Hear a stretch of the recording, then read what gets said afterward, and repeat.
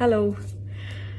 This is the first time that I'm getting in touch with you all to clarify something, and I think this will be the first time that I'll be thinking twice before I speak my heart, because I'm anxious that my words might be misinterpreted. So forgive me if I take a while longer than usual to communicate my thoughts. And I'd like to do this in English.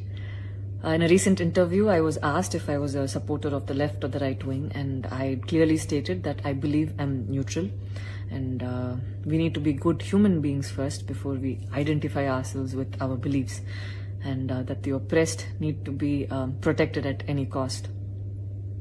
So further into the interview, I went on to elaborate on how I look at things, and I had quoted two references which had a huge impact on me and which left me traumatized for days.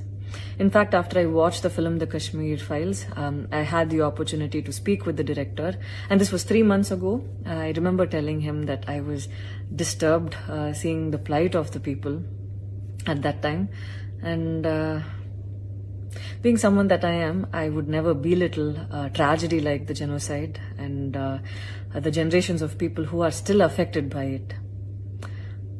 Having said that, I can never come to terms with the mob lynching incident that had taken place during our COVID times, because I remember seeing that video and being shaken for days.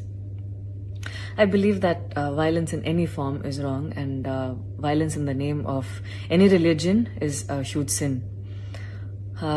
So this is all that I intended to say, and that's all.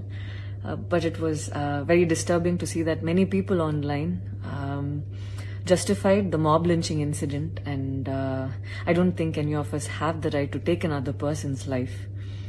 Being a medical graduate, I believe that all lives are equal and all lives are important. And I hope a day doesn't come when a child is born and he or she is scared of his or her identity. And I pray that we're not heading towards that, at least. 14 years of my life, my school life, I remember every day going to school and chanting, "All Indians are my brothers and sisters. I love my country and I'm proud of its rich and varied heritage." So maybe it went so deep into my head.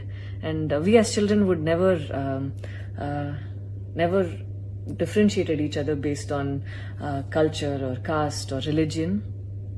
So anytime I speak, it comes from a very neutral ground, and I was very surprised to see that whatever I had spoken was taken in a completely different way.